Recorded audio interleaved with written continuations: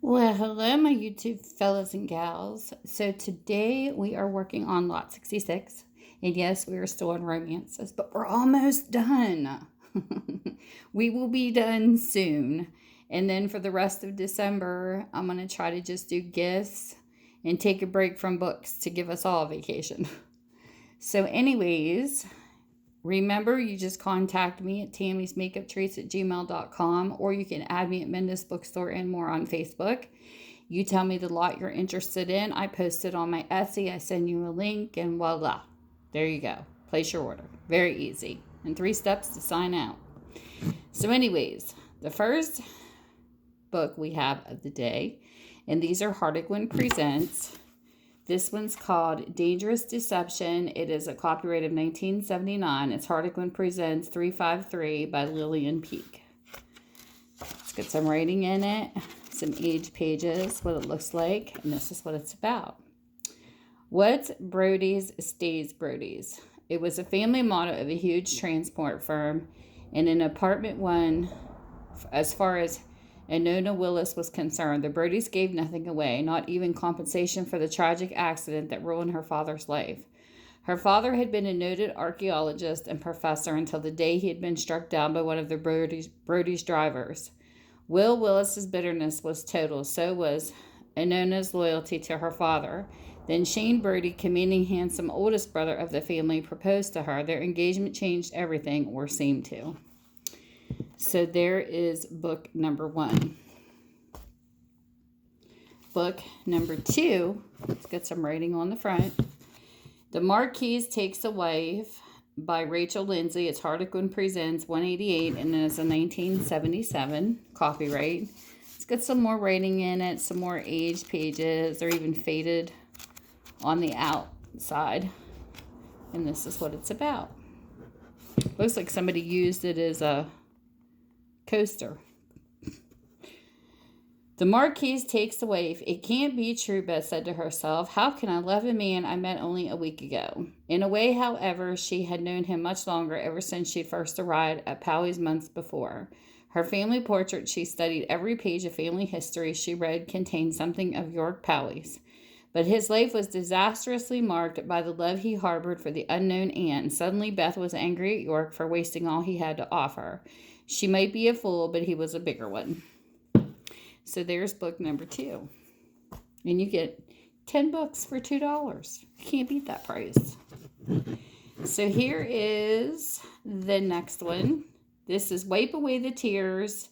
Harlequin Presents 521 by Patricia Lake. It's a 1982 copyright. This is what it looks like. And this is what it's about. Was her love a tool in a power struggle? Jossie's stepfather, Morgan Carrington, was determined that she would marry Renee Murray, thereby joining 2 business empires at the same time. Jossie's own feelings apparently didn't enter into it. Jossie was afraid to confront Morgan at risk, alienating her only relative in the world, but how could she possibly marry Renee when she loved Max Bilmer? Even more wealthy and powerful than Morgan, Max seemed to bring out the worst in Morgan. Jossie couldn't help but wondering why. So there's book number 3. Book number 4. We have Forbidden Flame by Ann Mather. Harlequin Presents 436. It is a 1981 copyright. A little bit of writing right there. A little bit there. Some juicy aged pages. And this is what it's about. He'd be her friend, but never her lover. Caroline's job as governess at a Mexican hacienda was more demanding than she dreamed possible. Her employer, Esteban, was an evil and vulgar man, and he wanted her. She turned for help to Luis de Montajo, Esteban's half-brother and seminarian, but Luis became much more an ally when Caroline fell desperately in love with him. She knew it was wrong to love him. She told herself she could never have him, but her heart just wouldn't listen. Sounds interesting. Book number 4. Okay, now we go to book number 5. This one here is called The Unwilling Bride by Harlequin Presents, or by Violet Winspear. It's Harlequin Presents number 12, and it is a 1978 copyright. It's some age pages, and this is what it's about. Why should Ravenna have to pay? Ravenna dearly loved the kindly guardian who had brought her up and loved his son, Roderick Brennan, even more. But it was Mark de Curzio she was marrying, a forbidding Sardinian stranger. Ravenna was doing it for love of her guardian because Mark had threatened to tell them that Roderick had been responsible for the tragic death of Mark's only child. Mark wanted Ravenna to bear him a son, replace the one he had lost. Was it too high of a price for Mark's silence? So that is book number 5. Book number 6. We have A Man Without Mercy by Margery Hilton. It's a 1979 copyright. And this is Harlequin Presents number 8. So this is what it looks like. And this is what it's about. Jordan would never forgive and forget. And Gerda could see no chance of happiness with him. The one man she'd always truly loved. 3 years before, compassion had led her into a brief tragic marriage and the sacrifice of her integrity in Jordan's black eyes. Now a widow, loyalty to her employees forced her back into Jordan's power. Yet he still had an entirely wrong impression of her, and there seemed to be nothing that Gerda could do to change it. So there is book number 6. Book number 7. We have Dangerous Deception by Lilian Peake. It's Harlequin Presents 353 and is a 1979 copyright. It's some age pages. This is what it's about.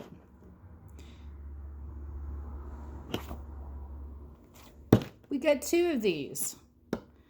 What's Brody's stays Brody's. It was a family motto of the huge transport firm and app one as far as Nona Willis was concerned. The Brodys gave nothing away, not even compensation for the tragic accident that ruined her father's life. Her father had been a noted archaeologist and professor until the day he'd been struck down by one of Brody's drivers. While Willis's bitterness was total, so was Nona's loyalty to her father. Then Shane Brody, commanding, handsome, oldest son of the family, proposed to her, and their engagement changed everything, or seemed to. So we've got 2 of these books. So this is book number 7. Book number 8. We have Prisoner of the Mind, which is Harlequin Presents 1187 by Margaret Mayo. It's copyrighted 1989. This is what the book looks like. A little bit of writing, a little bit of scruffiness, age pages, and this is what it's about. She was at war with her emotions. When Conan Templeton, head of a large English corporation, had taken Lucy's father to court, he effectively killed him. Lucy never imagined she'd wind up being Conan's secretary, forced to endure his intolerable presence, just as she never imagined she could feel anything for him but unforgiving loathing, but Conan could be extremely convincing. One day he insisted, "You're going to feel quite differently about me. Make no mistake about that." So there is book number 8. Excuse me, book number 9. We have Red Feather Love by Suzanna Lynne. It's a 1975 copyright, and it's Harlequin Presents number 88. Pretty decent condition for as old as it is, being in 1975.